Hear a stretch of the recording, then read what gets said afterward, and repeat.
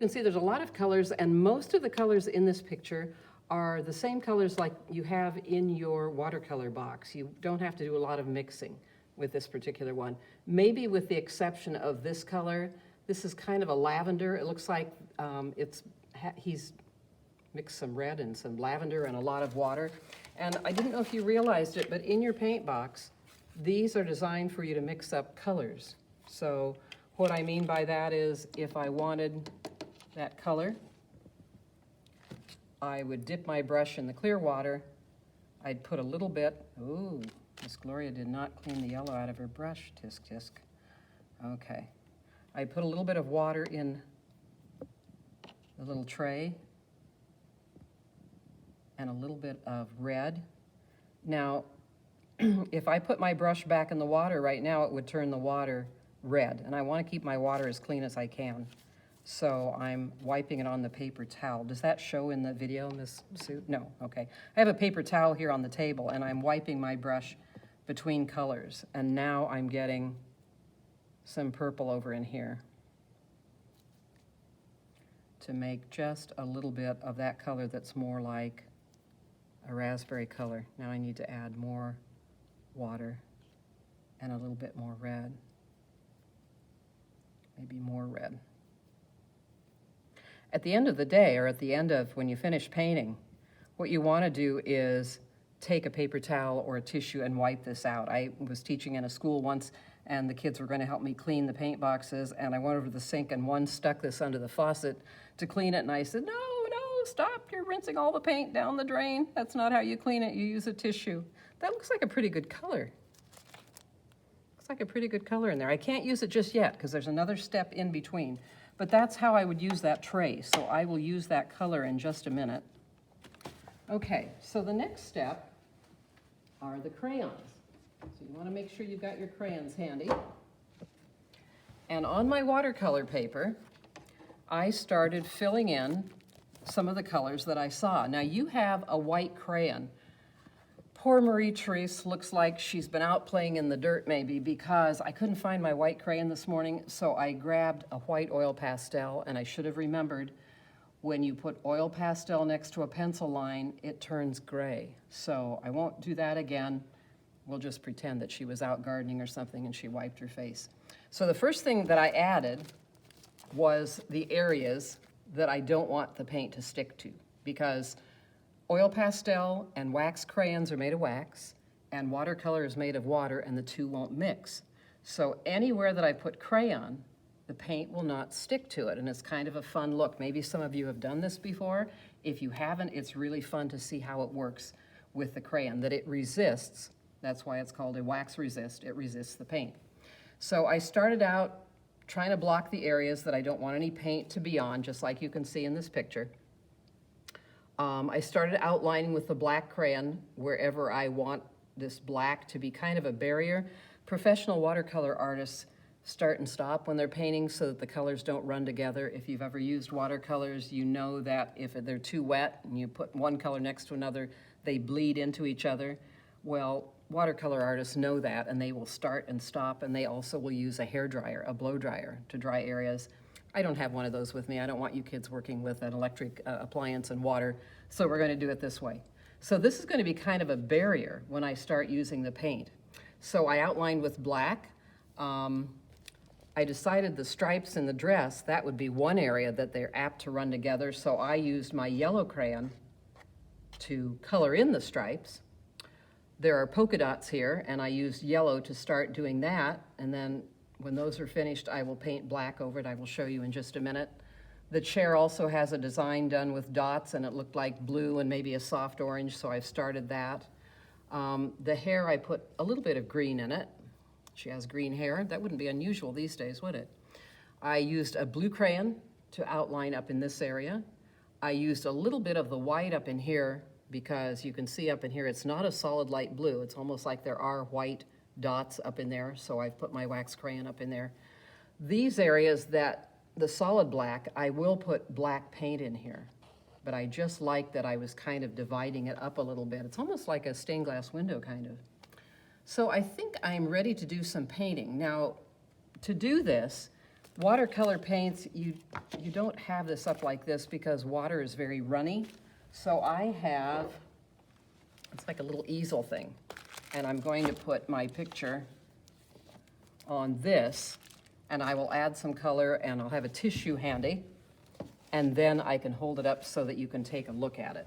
Will that be a good distance apart, Miss Sue, do you think, once I start adding the colors? Mm-hmm. Okay. All right, first I think because I like that raspberry color that I mixed, I'm going to add that to the border part of this. Probably don't need any water on it. We'll see how well it absorbs in this paper without running. And I can see that I should have mixed up a little more paint. I'm going to do that very quickly because I don't want it to dry and leave too many lines here. Oh, now I've really got it dark here.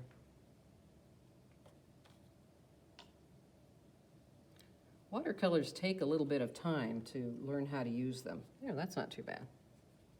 Now, if it looks a little dark, you never rub, you always absorb the color.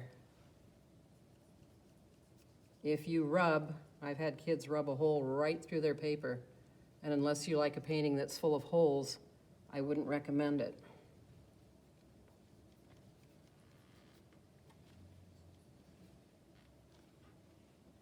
I'm going to add a little pure red to that as well. So I want it a little bit darker, and maybe just a little plain water. This paper is very absorbent. I can see how it's already leaving a line here. And watercolor takes a little practice to get comfortable with it.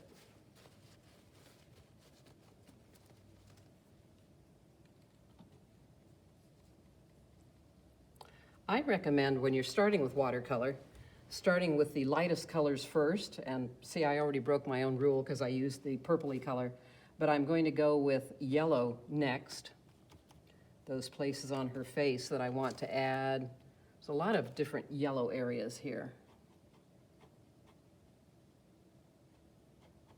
Yellow is about the hardest color to keep clean in your paint box, I think. Now, I can tell where I've put the oil pastel because it doesn't want to go anywhere else. It's resisted. So I have yellow there. There's some yellow over here. There's a nice dark area of it. Some yellow down here. It wants to bead up. It's kind of gives an interesting effect on this.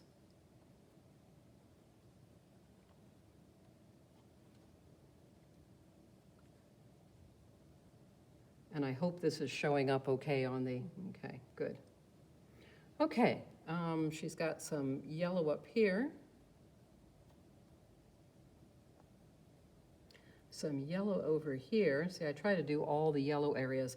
I'd love to skip around because that's usually how I work when I'm working with a dry material like oil pastels. But to keep my water clean, why not do all the yellow areas first? Some yellow spots in her hair here and there. And this is not going to be an exact replica. I mean, if I was in like a college class or maybe a high school class and I was supposed to do a study, I would be graded as to whether I was doing this as close to what the actual thing looks like. But I want you to have fun with it, especially with the paint, because this paint is not easy to control.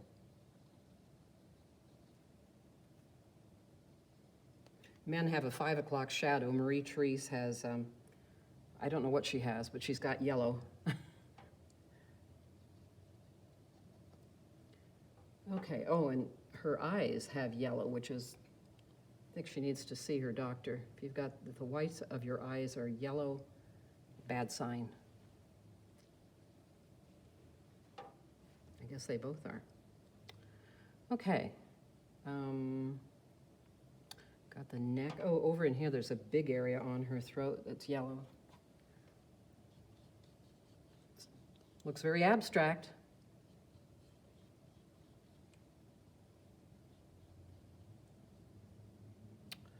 Okay, I want to do this kind of quickly here. more quickly than I normally would, but I want to watch the time a bit here. Are we doing okay, Miss Sue? What did you say? All right, good. Should have worn a watch today. Now, this cheek thing is kind of interesting, and I'm going outside the lines. I'm not going to worry about it. The next color inside is more of an orangey color.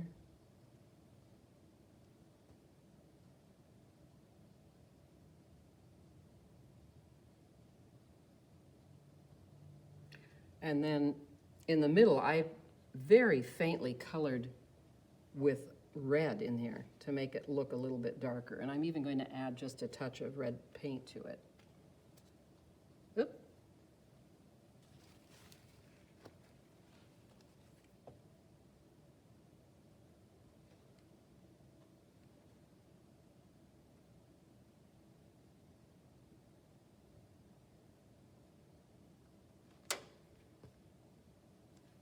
I don't know that I'm happy with that, but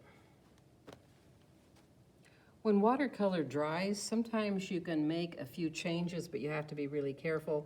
You have to take a brush, a clean brush with water, and just dab it on, and then you don't rub. You can absorb with the tissue, and you will never get all of it out, but you can lighten it up a little bit if you think you need to change something a little bit. Depends on how dark the colors are, too. I'm going to make that a little bit darker, I think.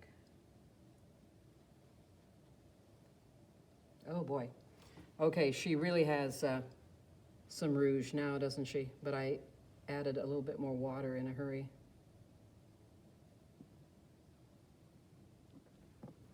Okay, let's see what else on this face. There's a stripe of green on her chin. Sometimes you have to add just a dot or two of water to your paint box to get the paint to activate a little bit. And I can tell I've added some oil pastel around the chin area because that's what stops the paint. There's some orange up on the forehead.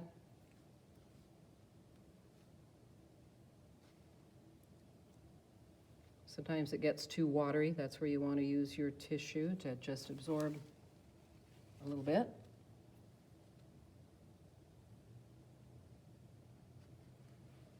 Okay. How about the hair? See how that black crayon shows up? How it resists it?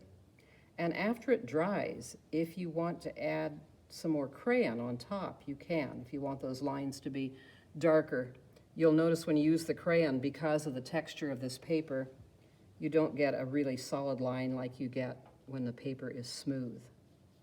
But this is actual watercolor paper, and I know a lot of times in school, kids don't get to use it because it's more expensive to buy, and I wanted you to have some real watercolor paper to see what it was like.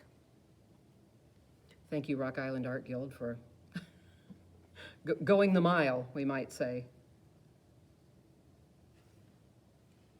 She's got a great green eyebrow up here.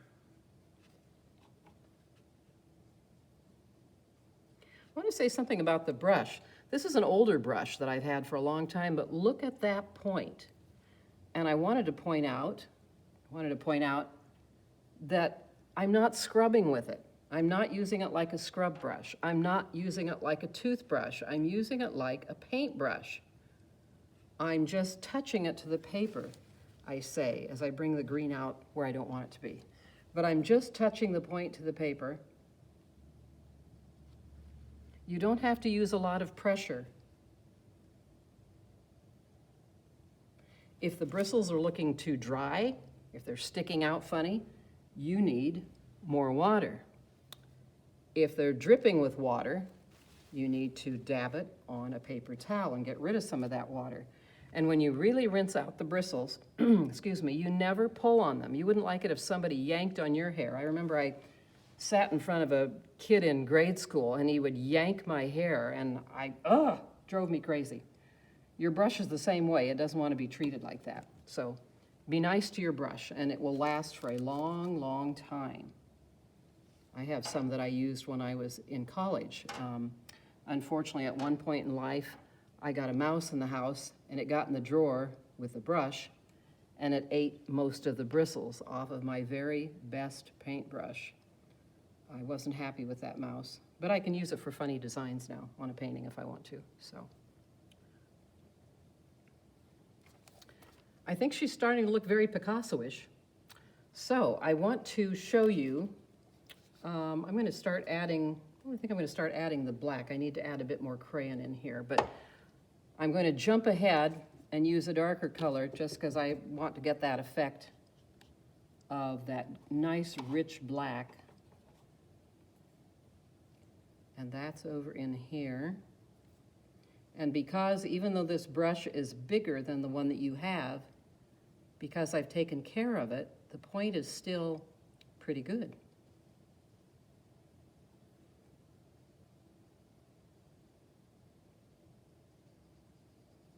And I'm not crunching the bristles when I paint. I'm using the tip and just anchoring my hand here to the side of this and filling this in. You don't need to scrub with it if you're doing it right.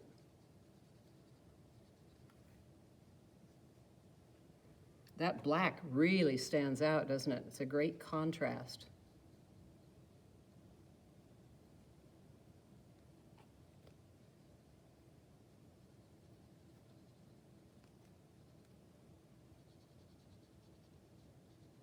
It's a lot faster than I usually paint.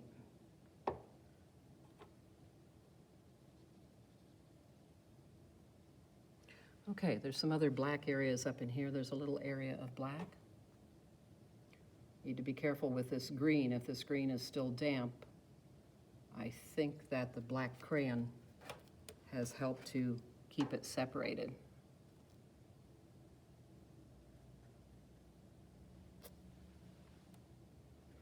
Okay, I'm going to go on to the red. I don't have all of these dots finished, but what I would do with this is, with my brown crayon, keep making dots that are fairly dark, because once I paint over it with black paint, they're going to stand out. Same with this, there's a black background, so I need more dots, and I see in my picture there's a little bit of orange in there too, so I want to add a little bit of orange to those dots. When I have those all finished, then I will put black paint over it. So let's jump ahead to, I guess, the blue for a minute here. That won't take very long. And I don't know if you can see my water, but I'm keeping it pretty clean. I wonder how your water looks.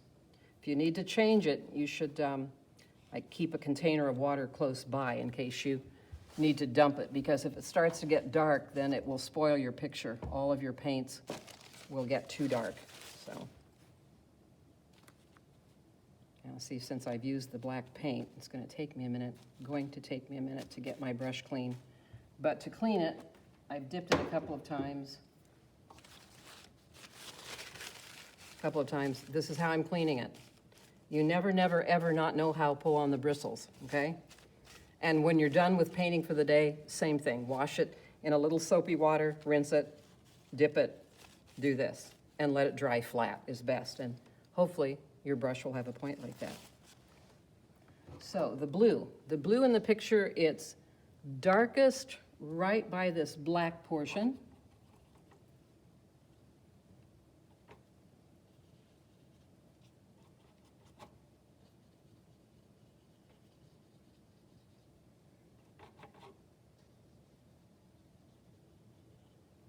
I'm going to add a little water right to the paint itself. I seem to use up the blue the fastest. Oop. Oh, that's going to be a light blue. Let's just do that quickly. Okay, no harm done. I'm going to have some paint running here in a minute if I'm not careful. I'm just going to spread this out and get it to soak in a little bit better.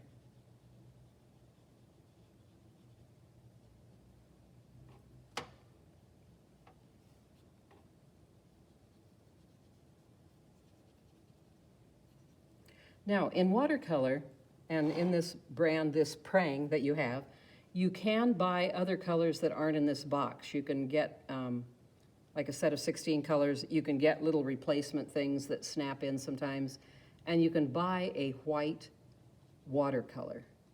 Watercolor is meant to be transparent, like you can see through it.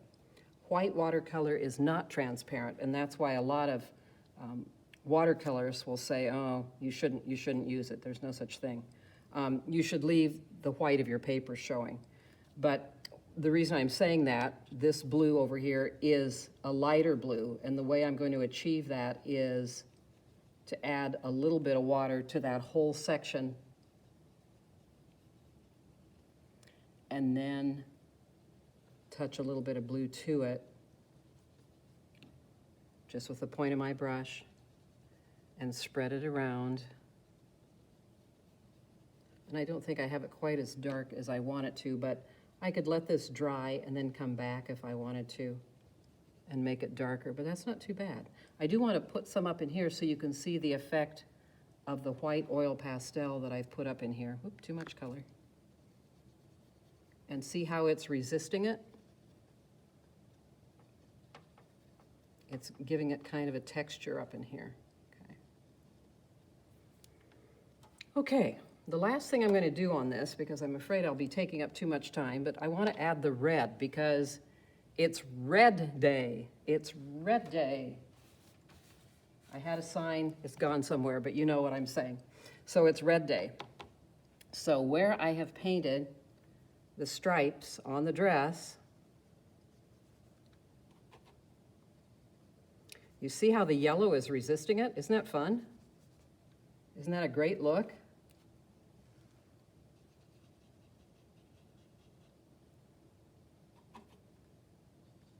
I think it's fun. Bob Ross has happy little trees. Miss Glow has happy little yellow stripes on a red dress. And the same thing, if you put these dots on dark enough in these places, the same thing will happen when you put the black on it. All the dots will show up.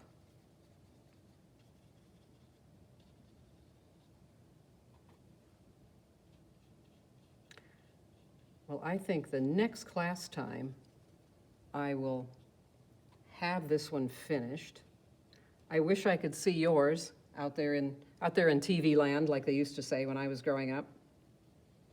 But I hope you have fun with it.